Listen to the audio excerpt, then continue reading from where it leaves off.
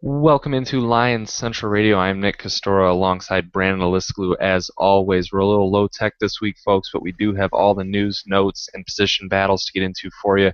We're going to do some buy or sell big questions for 2014 and maybe, just maybe, try and make a little sense out of the Lions secondary and what's going on there. We start with the biggest news of note going on right now, and that's kind of these comments from Eric Ebron. Brandon, I'm sure you've heard these as well. He's sounded off on the Jimmy Graham position dispute that's going on in New Orleans. Graham and the Saints are going back and forth on whether or not he's a tight end or a wide receiver for as far as franchise tag purposes go. Obviously, wide receivers get more than tight ends do. Graham wants the wide receiver label. Ebron sounded off on this, kind of put in his 2 cents, and says there should be more of a variety position. Graham isn't exactly a tight end. He's not exactly a wide receiver. He's more of a hybrid between the. Maybe not so much to that point of if there should be any kind of other distinction, but do you care that Ebron is weighing in on this before he's even played a down in the NFL? Well, it's kind of the reality of playing any sport in today's world. You're going to get asked about everything. Michael Jordan famously never talked about politics or got involved in anything to kind of keep himself away, but we have so many media members and avenues to get to players now to contact them, to ask them these questions, that these things are bound to get spoken about. People are going to continuously bring them up until you address it. Uh, Having said all that, I still don't particularly like it. No, it's he needs to be focusing on the playbook, and it's the same type of thing that we're seeing from Johnny Manziel, obviously to a way lesser degree. I don't think I'm comparing the two, but Johnny Manziel's situation got to the point where the owner had to step in and say, "Hey, knock it off a little bit. You're making us look like idiots here." Ebron, let's worry about hauling in a touchdown pass first, then let's worry about getting paid for it. Yeah, I mean, he's already lining up his next contract. I'm with you here.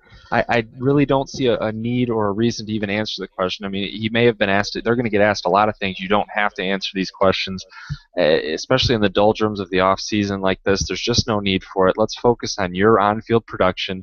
Let Jimmy Graham, who's earned his keep, try and deal with that and get that resolved. It doesn't concern you, at least not yet. It may down the road, and we very well hope it does, that we have to have this debate about whether or not Eric Ebron should be paid wide receiver, tight end, franchise tag money, but we'll save that for another day. I'm with you. Position battles here, Brandon. We've got a couple really big ones coming up as training camp gets set to ramp up, and I think that we should go over the three biggest ones that at least I've seen or am most excited about. And the first one is the cornerback carousel that's going to be going on here for the Lions. We've hinted at it a couple times on this program, and we've talked about potential guys coming in, and we'll get into that more later. But if you look at the cornerback depth chart right now, and how it stands after Chris Houston's exit from the team. We've got Darius Slay, Bill Bentley, Rashean Mathis, Jonte Green, and Cassius Vaughn. So how does the depth chart stack out there? Does Slay, through training camp, assume that number one spot and keep it? Does Rashean Mathis look better than Slay? Does Bentley jump up and get in the fray for a starting spot? I think seeing how the carousel really spins around at cornerback is going to be an intriguing question. Well, at this point, I haven't read anything or heard any or understand anything about the new defense to where that whether he's the number one corner or the number two corner, I'm not sure that it matters. He's not going to be Patrick Peterson trailing Calvin Johnson all over the field, and for obvious reasons, I think they'll probably just stick to their right side and their left side, and that'll be that. I do think Mathis and Slay will continue on the way they've been going. You do have to worry about Mathis's durability, the fact that he's an older guy, and hopefully he didn't lose a step or even a half step considering the position he's at. I think Nevin Lawson is going to get up there and probably take that fourth spot by the time it's all said and done. Cassius Vaughn is a veteran, but he's not particularly a great one. He does help. At least there is a presence there or somebody that you can rely on that does have game experience. As far as Greenwood and Johnson Green, at this point I put not zero faith. I would like to see them play, obviously, because they're so many exciting athletes, but I don't really count on them in this context.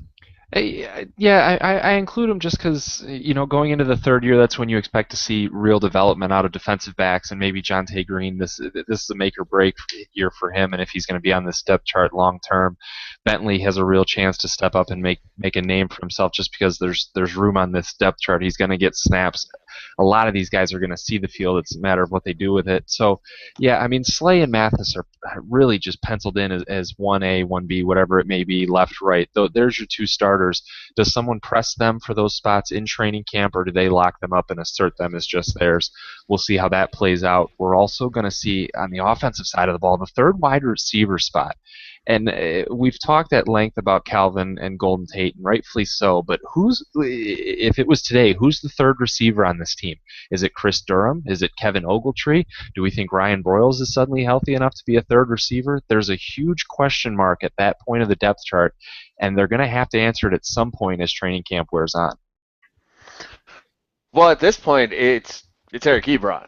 I think that if you actually put all of those guys and you had to run one out onto the field now, and despite what we're going to get into later about Ebron in the mailbag, I think it would actually be Eric Ebron over any of those guys because he's the only one that can really pose a threat.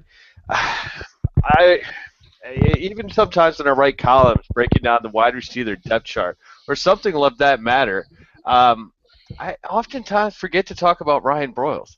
Right. It's kind of easy to at this point. He hasn't finished the season in 3 years. I would really like to hope that he can put something together, but at this point I don't think you can count on it, and that's why I say Eric Ebron would actually be that third wide receiver. Yeah, I mean, Broyles is the guy most set up to be a slot receiver in this league. It's just getting him on the field and getting healthy, and we're going to get into that in the mailbag a little bit later as well. What happens with Chris Durham? I mean, is he someone that this team still wants to rely on in a heavy role? He was the number 2 receiver for a large part of last season. So there are names here to watch and see what happens with him. I'm most intrigued with Durham to see if they stick with him or if he was kind of a one-trick pony last season. So we have Johnson and Tate for sure, and then a whole bunch of question marks behind them. So that seems to be a developing theme with this team, at least. I don't think that Durham has a. I think that when training camp is over and they make their cuts, I don't think Durham's going to make the roster. You don't think he's even going to make the roster? No, he was atrocious last year. I think he had, right off the top of my head, I can't remember. I believe he had 38 catches because when you write about this stuff twice a week, right. You write about the same stuff twice a week. There's nothing going on. But to look it up real quick, he had 38 catches out of 82 targets. Yeah, I know. Somehow only 10 of those were drops, but there's something wrong there. And what that says to me is that, okay, yeah, if we know Stafford had some accuracy issues. You can't overthrow that tall of a receiver, though. Well, not only that, but he can't create any separation to throw it to. So maybe the ball was thrown his way, but it had to be thrown in such a manner to where nobody was going to catch it. I think Durham wasn't a one-trick pony. He was kind of a one-half season pony. He had his kind of decent year in 2012, and that's done. He's been figured out. I don't think that he has the physical tools to be able to grow. Yeah, I kind of agree with the development. I mean, I think the best of Chris Durham is what we've already seen. I can't see him getting cut just because of how much they have tried to force him into the lineup in recent years for reasons. I mean, lack of depth has been a big reason with injuries and such. I don't know. I'm with you thinking he'll have a much reduced role. I'm not going to go so far as to think he gets cut just because there isn't much talent behind him at the receiver position either. We'll see what happens with that one. Well, let's jump in that wormhole for a minute. I kind of like where this could go. Think about it. So let's say that, let's just say they keep. Do we want to say 5 receivers just for the point of conversation? Sure, we'll say 5. We'll say 5 to be safe. There's a good chance there's only going to be 4 between tight ends and fullbacks. There's a good chance you have 2 fullbacks on this roster. There's no way you have 2 fullbacks. Oh, Chad Abram has a real shot at getting a second spot locked down. If he can play special teams, and you don't really want to get rid of Jed Collins, I think Chad Abram makes this team. You still got Montel Owens too, don't you? Yeah, but Chad Abram is a younger version, and he's faster, and all that good stuff. And we saw what he did. He scored a touchdown in the national championship game. Kid can catch the ball. Maybe he'll be the third wide receiver. Who knows? At this point, he could be. But, so, all right, we're saying 5. And obviously, we could say Golden Tate, Calvin Johnson, probably safe. Yeah. I don't see anybody kind of challenging in them. Just throwing that out there. That might be fair. Continue. So now you have 3 spots left. Broyles has one. You think Broyles? All right, I'll give Broyles one as well. I feel like maybe I'm the girlfriend giving the guy his 73rd chance, even though he's cheated the I first 72 times. But admit that's not fair because getting hurt isn't the same as making that type of decision. But so who's your four? Well, does Jeremy Ross count? Is he, or do we just consider him a special teams guy, or is he on the wide receiver depth chart? Because Ross is going to be on this team for sure. I don't think there'll be a Ross was a wide receiver last year by designation. Right. So I don't know if we count him as if that's where he goes on the depth chart, but he'll be on the team. We'll say for these purposes, he's just special teams guy. Oh Uh, no, I was counting him in the wide receivers. I think you can't. We don't have a special team slot. yeah. Uh, He's on. Well, he's on the team. so that's four. So now you're looking at Chris Durham has to beat out T.J. Jones and Kevin Ogletree, both of whom I think are better than him. Yeah. Yeah, well, I don't know if Jones is better yet. I haven't seen enough of him yet. I would take Ogletree over Durham though too. Yeah. So I don't know. I just want to jump in that wormhole. Yeah. I think there's a real chance he doesn't make this team because Yeah. not only when you look at T.J. Jones, yeah, you could try to put him on your practice squad, but somebody else can snatch him then. And well, like look at Carolina, he might be the number one receiver out there. Yeah, and you're not gonna take six receivers to make room for Chris Durham. He's just not that kind of player. No, exactly, and that's why Right. that's my first bold prediction before we even do bold predictions. Yeah, I mean, just off the cuff, I just assumed, yeah, Chris Durham's he's on the team, he'll be on the team. But when you break it down, yeah, if we're carrying five, I don't think Durham's a name that's on that list. So is that my first win of the 2014 season? I think that's just us having an educated discussion and coming to a logical conclusion, Brandon. There's no winners or losers here. We're a team. Okay, well, I love Okay. soccer, but draws just aren't my style. Yeah, all right. Ashley Palmer versus Kyle Van Noy. There won't be a draw there at the outside linebacker spot. Pretty sure DeAndre Levy's got one side locked up. We're going to have Tolick in the middle. Does Van Noy assert himself right away and be a day one starter, or does Palmer get a crack at this before succumbing to the youngster? Well, this something that actually just hit me while you were talking about this because when I saw this on our rundown that we put together before our shows every week, um, it just didn't, it almost didn't make sense to me. I think right tackle is a much more intriguing battle. But thinking about it now, what if you had a situation where uh, they trust Palmer to kind of handle the first two downs or the first down or kind of almost have Mm-hmm. a rotation? I mean, Right. Palmer did prove that he could stuff the run last year. This was the sixth best run defense in 2013. Yeah. Is that a possibility? I think so, and I think because Terrell Austin is someone that likes to blitz linebackers, he likes to use them in those packages. Could it be something like how with Seattle, how they brought in Bruce Irvin and only used him on passing downs right away to get to the quarterback? And do we use Van Noy in that role? And like you said, use Palmer in obvious run situations and first and second down and kind of ease Van Noy into this and see. I mean, if he comes right out of the gate strong as just a third down guy, maybe you elevate his role quickly. But if Palmer can hold on to it at least for the early part of the season, I don't see a reason not to with a veteran presence.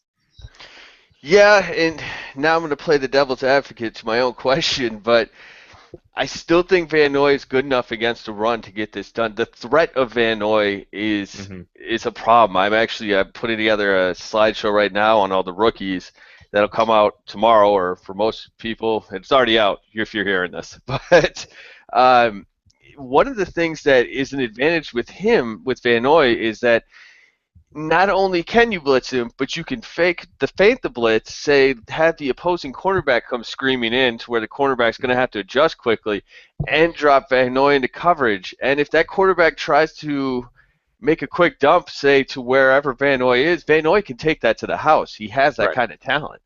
Yeah. I think his versatility is just it's too much to keep off the field. Yeah, I mean, he has starters talent, and I think he has long-term starter talent. It's just, are the Lions going to be willing to go to him quickly enough? Are they going to go to him right away as an every-down player as a rookie? I mean, for a second-round pick, you expect him to be a starter long-term, but do you plug him in right away? I think it's at least going to be an interesting battle because Palmer hasn't done much over the last couple seasons to prove that he should be a starter in this league. But does this give him the renewed sense of competition? I mean, there is some talent to Ashley Palmer. And if he's on this roster, maybe he fits into Terrell Austin's defense in a way that we don't expect. I don't know. But I think there is going to be a battle here, and I don't want to just anoint Van Noy the starter right away. True, and that's kind of what we've all done. But One guy I guess I didn't really think about being a battle here, and I hinted at it earlier, was Adrian Waddle. And there was a question I was thinking about earlier this week that I wanted to talk with you about is, do you trust this offensive line? And if Corey Hilliard beats out Adrian Waddle, does that change the way you view this offensive line? No, I love it either way, especially if there's competition between those two, because I like both guys quite a bit. I like Corey Hilliard's versatility, and I like the way Waddle asserted himself last season. I think if it's Rife, Sims, Raiola, Warford, Waddle, that's a heck of an offensive line. I'm really comfortable with it, especially if Raiola can actually have another good season like he did a year ago. Warford's an emerging star. Rob Sims is the most consistent presence you can have at left guard. And Rife, while I'm not in love with him at left tackle, I'd be more comfortable if he was on the right side. He did more than fine at left tackle last season. I would argue that the offensive line is a relative strength on this team. So, be it Waddle or Hilliard, I'm more than excited about what the offensive line can do. Well, and that's extremely fair. They gave up, I think, 23 sacks last season. Denver had the fewest at 20 or 21, and that was backed up by Pro Football Focus, who gave the team the second best pass blocking grade. My only concern is their ability to open up holes is not nearly as good as their ability to pass protect. Right. But that's why you have a creator in Reggie Bush who's supposed to be able to make his own holes and find his own lanes, and so be it. Well, yeah, but the only guy I ever saw do that was Barry Sanders. We're not seeing him again. And also, not to mention, there is a possibility that we're going to have to worry about Reggie Bush as far as health-wise. He's going to be 29, I think. He's had some injuries already as it goes. And yes, you do have Joique Bell and possibly Theo Riddick, but those guys are definitely not make your own meal type of guys. They are going to eat what's there, and they can extend plays a little bit, but they're definitely not going to create their own running lanes.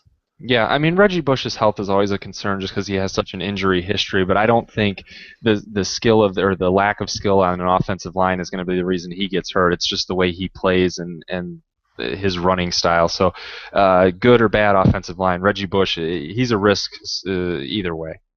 Well, that's true, and I was able to just find it now. So Pro Football Focus has Detroit. They're like I said, their pass blocking is way up there, but their run blocking is very mid-level as far as, and that's based on looking at every play and every player and seeing if they did what their job was. So I think that's a problem. I think this team needs to be able to needs a little more balance, and New Orleans actually did run the ball a fair amount last year.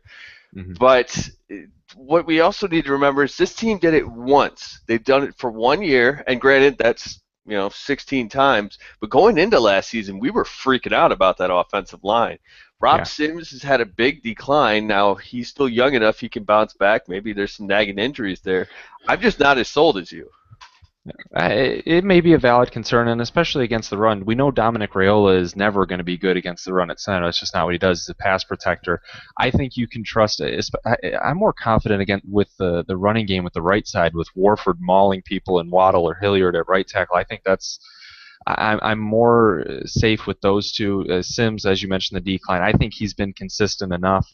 Rife, I don't see as a mauler at left tackle, someone that's really going to push the pile for runs, but our concern, or at least our strength, is clearly going to be our passing attack this season, and Matthew Stafford's going to have as much time as he needs to throw. So that's kind of why I said the offensive line is relative strength, because it plays to what the offense wants to do, which is really air out the ball. Well, and that kind of brings us to the next segment that we're going to get into here. We're going to start right off with airing it out, but for opponents. And so we're going to jump into our mailbag here. I'm going to go ahead and pose this to you because I like to slaughter names. And the first Facebook question is from Dan Pianowski. I think I did all right on that one. Not bad. Twitter handle is @pianoman734. And he wants to know, what can the Lions do to boost the secondary without any cap space? Yeah, there is no update on the Brandon Flowers front. We don't have anything for you there. That's a moot point at this point. So assuming he's not coming here, there's really little that's going to be done. He signed with San Diego, dude. Did he? Yeah. Oh, well, I missed that. Okay, so Flowers is Flowers isn't coming here, and no one else is either. There isn't any cap space. Crazy trades or things like that I've been seeing on Facebook and Twitter just aren't going to happen. They don't happen in the NFL offseason. The biggest thing you're going to see is like I saw Rolando McClain today got traded for a 6th-round pick. I mean, that's as much as you see happen trades in the offseason wise. The Lions are going to go in with the secondary that they have, and they're happy with it. They're comfortable with what they have at the positions, even if fans and some media aren't. I'm not comfortable with it, but they don't really care what I think, and they don't care what we think either. So the Lions are comfortable with the secondary. They think Slay and Mathis are a good 1-2 punch at the cornerback position, and I think we have great safeties. I don't think there is a concern or a need to boost anything at that position. Well, I somewhat agree with you on the fact that I think the secondary is okay. I don't know that. I think our safeties might not be great, but they're good-ish. And the corners can be average to maybe good, maybe good-ish, I guess I should say. Glowing recommendation. You know, what can I say? I'm grading on a curve here. It is Detroit. Mm-hmm. But let me put it this way, and this is something I was writing about, and I saw Jeff Risdon even link to it and rip me off in one of his articles, so he's never coming on the show again. But the point I made, and the point that he was talking about how James Adebo's signing is getting a lot of love and a lot of credit, mostly just because our offseason is so long and the appetite for new info and new analysis is so huge that, well, we delve way too deep into everything. But so, it's now something that was so underrated, it's now overrated, that whole thing. Because it's not like Adebo was amazing. He was 16th last year. It's the first time he's ever had a better than average season, and it wasn't better than average by that much. But with the front seven that they have and the new aggressive attacking style they have, they don't need Ed Reed in his prime back there. They don't need Troy Polamalu, and they don't even need they don't need a Darrelle Revis. They just need guys who can be competent and make plays when plays are presented to them.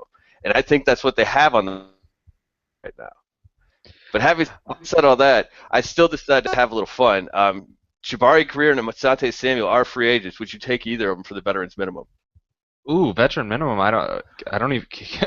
Yeah, we could. That'd be about the only thing we could afford as a veteran minimum. Asante Samuel, no. I think he's proven over the last couple of years, time and time again, there's just nothing left in that tank. I'd rather try and at least work with our young guys and see if we can develop anything out of them, because there's potential. Even if we haven't seen it out of these guys yet on our depth chart, some of the guys like Jonte Green and Cassius Vaughn, Cassius Vaughn, we haven't seen them do great things, but we know there's nothing left from Asante Samuel. There just isn't. So I'd stick with what we already have on the roster over something like that. And then, I cut you off and already threw out another idea because I didn't want you to come back with anything that could rebuke me. But my crazy theory about just needing kind of competent play back there makes sense to you? You know, Brandon, we've gone back and forth on this topic with what needs to be done in the secondary. If all we're looking for is just kind of competent play, then I have failed in my arguments with you of trying to say that the secondary isn't good enough to do what this team needs to do. No, I don't think just having a good enough or competent secondary is enough. I guess relatively speaking, if your goal is just to make the playoffs, then yes, the competent secondary is enough. If we think we're actually going to win playoff games and make runs towards a Super Bowl, I know a Super Bowl is what I said, yes. No, I'm not happy enough with a good enough secondary. Well, I mean, every team has a hole, though. That's kind of the point. Your hole's going to be somewhere. If they're competent, that's not a terrible hole. I think that there might be enough there. Mm-hmm. But, well, moving on, there is one other idea I have. Actually, there's two more things I'm going to get in on this topic. What else do you got for me here? What do you got? You threw out the crazy trade thing. I did a little digging. I was trying to find a trade for Brandon Flowers from San Diego. No, absolutely not. Why get a guy we can't use, really? Mm-hmm. This is what I'm thinking. You know, I looked through the quarterbacks, and I couldn't really find anybody that's disgruntled per se, but Kerry Williams of the Philadelphia Eagles. Spent some time in Baltimore before this, so a little familiar with Terrell Austin, the style he's going to be running. Had a good year the last year he had with Baltimore. I thought he was a little overpaid by the Eagles at the time, but still, he's probably at least the second best cornerback on the roster, if not the first, if he comes to Detroit right now. They're not particularly thrilled with him. They have Brandon Boykins, who I wanted desperately, Detroit desperately to draft the year before, although he might be a slot guy. Let's not get into that right now. I'm not sure what they had to give up. We're just having fun here, and trades in the NFL happen about as often as a Lions playoff appearance or Super Bowl appearance, if you want to put it that way. Mm-hmm. You open to the idea? What if we gave up a third rounder? A third rounder? Oh, absolutely. Yeah. If you can get a legitimate starting cornerback from an NFL roster, something we are really struggling to find, yes, I would sacrifice a third round pick for Kerry Williams, who, last season, now you got me looking up Kerry Williams' stats, something I didn't think I was going to be doing here. 3 picks, 67 total tackles. Yeah, I would take something like that, a relative sure thing, someone who you know what kind of production you're going to get for a future third rounder, because I think this is a team that does have that glaring weakness that we just mentioned, and this would at least do something to shore it up and make us more confident in what the cornerbacks can do. Yeah, I would love that trade. Well, and while we were talking about, he did get the 3 picks. He did have the 60-something tackles. He didn't particularly rate well in coverage, though. So that could be an issue. I mean, I think maybe a return to this type of defense would be exactly what they need. If they're really, I mean, he ranked 80th out of all the corners last year. I'll bet you that was higher than Jonte Green or Bill Bentley, though. Right, but it's not higher than Mathis, and only 12 higher than Slay, who should be on his way up. So while there is that, I almost wonder if you can get him for a fourth rounder. I'd at least make the call. Now, granted, this is all a little crazy, a little out there, but if you get the Ndamukong Suh's extension done, you could free up $5 million this year and pay the man. That's just a thought. And, so I had to throw that out there. All right. Well, let me then throw back to someone that's actually on the roster. We got another question. Ryan Oblenis asked us, how has Eric Ebron looked so far through OTAs and minicamp and the limited time that we have seen him on the field so far? Well, from all my glowing love for that pick, he's struggling. I mean, he's a rookie, and they are asking him to learn something like three different positions. He's swimming in plays right now, and it's showing. I think his comments were he's never made so many mistakes in his life coming off the field. And then he was also talking about it's small things like feet placement. I mean, they're putting everything on him right away, from his feet to his head, he said. And, that's only natural. He's not going to look good yet. This is how it works. Yeah, I mean, throw him to the Wolves right away. You know this is someone that's going to be on the field, who's going to get significant minutes. Throw everything at him now, so he's overwhelmed now instead of later on in the summer when he needs to really have everything down and they start getting into the preseason. I'm not surprised or shocked that he hasn't looked good. The drops, which have continued, are something that has been an issue for him throughout college. So I don't know if that's a concern as much as it was an expectation. It's something that seriously needs to be worked on because the drops have always been there. But as far as the footwork and the route running and the learning the playbook, I think that's going to come in time, and I'm not concerned about that aspect of it so much at all. Yeah, I don't think either of us were really ever concerned about his talent or his ability. We just had a different valuation of his skills. It is, nobody's thrilled to hear that he's struggling, but nobody's surprised either. Well, and I guess from one dour response to a dour question, Ryan Sparks wants to know just how bad is the drop-off from Shaun Hill to Dan Orlovsky? Yeah, he put it seems like a serious downgrade to him, and Ryan, I agree with you completely. As far as backup quarterbacks go, Shaun Hill was the best I think the NFL had to offer, and Dan Orlovsky is at best competent. I don't think anyone has ever. That's a big word for him. I know, that's what, at best I'm saying it, and that's not even his usual. I mean, we've seen this man run out of the end zone for a safety before in this city, so. Shaun Hill was someone that could come in and actually compete and win football games for you, at least try to and keep you in them. I think Dan Orlovsky is you're just hoping can hold on to a big lead when your guy gets hurt, because if you're down and you're bringing in Dan Orlovsky, you're not winning that football game. Yeah, and that's the big difference. I mean, Orlovsky's had, and this still shocks me. I don't remember if we talked about it or if I was just talking to a buddy, but Orlovsky's been around for 10 years. It's a 10-year career, right? Dan Orlovsky? Dan Orlovsky, he of the total Not even. He has 2,931 passing yards. Oh boy. So he's averaging solid 293 a year. Yeah. Um, he's exactly what you said he is. He's not going to win you a lot of games. You got to hope that he can maintain if he's called on. It is a huge drop off. It is a bit of a concern. I honestly just don't like to think about it. Stafford hasn't missed a game in a few years now, and we'd like to keep that going. Hopefully, everybody can hear me knock on my Formica desk, and that'll be the same. But But the reality is also that there's a lot of teams in a similar position. I mean, not every team in the NFL has a good or even decent backup. Plenty of others are relying solely on that starter, and if he goes down, I mean, bad things are going to happen. yeah, and you're exactly right. Green Bay still got into playoffs because they're Green Bay, but we obviously can't ask for that kind of luck. Yeah. Well, on a happier note, or at least I think it will be, another question came to us from Matt Mills, and he asked, what is the biggest game on Detroit's schedule? I think it's week 1 on Monday Night Football against the Giants. And while that is obviously a huge game because it's on the national spotlight and it's on Monday Night Football, I would disagree because I think the biggest game comes later in the season and our only other national spotlight game of the year, and that's Thanksgiving at home against the Chicago Bears. I think by that point in the season, by Thanksgiving, it's going to have huge division implications, wild card implications, NFC playoff race implications, however you want to phrase it. I think that game is going to be massive importance for both Chicago and Detroit. It's on Thanksgiving, national audience. I don't think it gets much bigger than that as far as regular season games go. No, it will be a big game. It'd be nice to have a replication of last year in an NFC North opponent, when obviously they crushed Green Bay. Was that 40-10 or something ridiculous? I do like the New York game pick from let's get the season started, get it kicked off in the right way. You got the Giants at home where they did a pretty good job of rocking out when they played the Bears at home on Monday night. But for me, I'm going with Green Bay, last game of the season.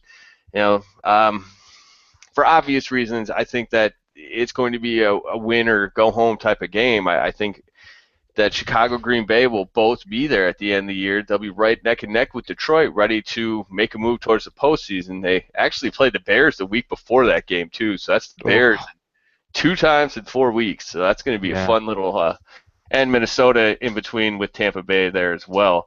Yeah. It's kind of a brutal-ish end to the season, and if they can go into Green Bay and finally get that win that they haven't gotten in, I don't know, was it 43 years? 24, I think, right? 1990, I think, was the last one. 1890 sounds closer to me, Yeah. but in all honesty, if they can get that win, this is a new team. Yeah, we'll see how the Lions handle the end of the season, and we can only hope it goes better than the last one. So that does it for the mailbag this week, folks. Please always send in those mailbag questions. We ask for them on Twitter, Facebook, so keep them coming. We'll give your name, give you a shout-out if you want us to use your Twitter handle. We don't mind doing that either. So just let us know. Facebook and Twitter, get at us. Buy or sell, Brandon. Another segment we're doing here this week. I'm going to throw a question at you, and we'll both answer it. Are you buying or selling what I'm throwing down? It's more of a statement than a question. You ready for round one? Yeah, bring it on. All right, first up on the docket, Matthew Stafford is going to throw for 5,000 yards this season. Buy or sell? I'm going to double down on that. I'm not just going to buy it. I'm going to blow your whole scheme out of the water and bring in a poker aspect. So, yeah. No, I'm completely buying this. He's already passed for over 5,000 yards once. He's knocked on the door another time, and it was a few hundred yards short the other time. And they're bringing in an offense that is going to be obviously very similar to what we've seen in New Orleans and what we'll probably continue to see. I think Breeze has thrown for 5,000 yards every year for the last 3 years. And there was another one 3 years prior in 2007. Or 2008, I apologize. So I think that there's absolutely no way he doesn't throw for 5,000. Yeah, I think it'll be close. I'm not doubling down with you. I went with sell just because I think it's going to be more in the 47, 4,800. I know that's nitpicking. I just by chance, I think he goes under. There's going to be at least some growing pains moving into a new offense. I don't know if it'll only last 1, 2, 3 weeks, but I think they will be there. By midseason, I expect this offense to be clicking on all cylinders. You have all the pieces in place for that 5,000 yards. I'm just going to go ahead and I guess I'm hedging my bets a little bit and saying it starts slower than we'd like. So I'm going to say under, but not by much. Hopefully that doesn't sound like too much of a hedge. Next up, buy or sell. Calvin Johnson will contend for Offensive Player of the Year. It pains me to do it, but I'm going to sell. And it's not that he, if it was talent or crazy plays, because there's a good chance he still makes, his normal quota of 4 insane plays a game. I don't think he's going to, because this is about passing things around. This is going to be about finding the spots. It's a lot more like basketball. Find the open man, I think, now than it was before, where, okay, we have Calvin Johnson and Chris Durham, and who's that wide receiver over there? Why is he on the field? I don't even know who that is. So I think you're going to find a lot more moving the ball around, getting it to the running backs just as much. They both had over 50 receptions last year. And now you have Eric Ebron and Golden Tate. I think you'll see Calvin's numbers maybe take a slight dip. Brandon, let me throw a quick bit of trivia at you here. Do you know who the last wide receiver to actually win Offensive Player of the Year was? Oh, wow. Um, no idea. Jerry Rice back in 1993. I was shocked when I saw that because my initial reaction to this was buy it because Calvin Johnson is otherworldly and he's the best wide receiver on the planet by a mile. But to think it hasn't happened in 21 years for a receiver to get the honor, and there's been some worthy ones in that time. The Randy Moss has had a couple seasons that come to mind. So I think his numbers and his touchdowns in particular will be worthy of Offensive Player of the Year, and that's why I put buy. But I guess I have to sell just because apparently we don't recognize receivers with this honor at this point. It's a quarterback driven thing, and running backs sneak in there from time to time. So should he contend and should he be in the running for it? Yes, but I guess just because of how it works now, he won't be, which is really unfortunate. He set single season yardage records a couple years ago and still didn't get it. So if that didn't do it, I suppose nothing will. Yeah, I was just going to echo that same point there, but, well, I guess it would have been an echo because I wouldn't have said it because you said it, but now I'm saying it anyways. But if he wouldn't have set the single season record, don't give me that, huh? But if he didn't set the single season record, and that was the same year AP went nuts, right? So he was done. There's nothing he could do there. If he didn't win it that year, I don't think he's going to win it, and I actually think Stafford would be a better bet if you were going to lay a futures bet. But so regardless, something else you can bet on if you want to, or you can buy or sell this. Detroit will have the most sacks in the league in 2014. I'm selling this. I think Detroit's going to be right there, top 3 even in sacks. But my number one, and I'm not sure it's going to be close, just because looking at this base 3-4 defense that Houston has, it's scary good. J.J. Watt, Jarrell Poe, Jared Crick, Jadeveon Clowney, Brian Cushing, Brooks Reed, and Whitney Merciless. I think those guys are going to get to the quarterback in a hurry, especially against some weak AFC South opponents. I see Houston racking up sacks in bunches. I can only imagine what's going to happen when they prey on Jacksonville twice a year. So, not by fault of their own, I don't think Detroit gets this one. I'm going to sell. Well, that's a very hard point to argue with. That Houston defensive front is ridiculously good, scary good. And another point that kind of goes against or goes with you here. At least looking at the last couple years here, Baltimore is usually in the middle of the pack when it comes to sacks. They had 37 2 years ago. Looks like they had 40 last year, which, better than Detroit's numbers, but those are only mid-level. Here's the difference, though. Baltimore doesn't have the same horses up front that Detroit does. They have some obviously very good players, but Suggs is older, and he also there's no way you come back from an Achilles in the 12 months or whatever it may be. The biggest difference is they have Van Noy and they have Ansah. They can put them on the same side, put them on opposite sides. Those guys are physical freaks. Yeah. So I'm going to go ahead and buy it. It's not a double down. It's more of one of those tentative. I'm probably going to have buyer's remorse here, but I'm going to go ahead and buy it anyways just because I think the talent is there. Oh, the talent's definitely there, and I think they're going to be in the running. They're going to be top three for sure. It's just, I mean, looking at that Houston defense, if they don't lead the league in sacks, I think something is clearly wrong there. Man, Jadeveon Clowney and J.J. Watt coming at you from opposite ends. That's not fair. Uh, Buy or sell here. Two playoff teams are coming out of the NFC North. That's another big time double down. I mean, save for injuries to quarterbacks last year, it had a decent chance of happening as it was. Um, and obviously Detroit, I don't know what they injured, their brains, whatever it was, or their head coach, I guess we could say, sprained a motivational speaking aspect, whatever it is. I think that they had the talent last year to be one of the best. I think this year there's no denying that Chicago, Detroit, and Green Bay, two of those teams are going on. Yeah, I'm with you on this one. I buy as well, just because, like you said, even if one of these teams does for some reason get it wrong or collapse, as Detroit found a way to do last season, two of these teams are going to get it right. Detroit, Chicago, Green Bay, you've got three teams there, and two of them are going to the playoffs.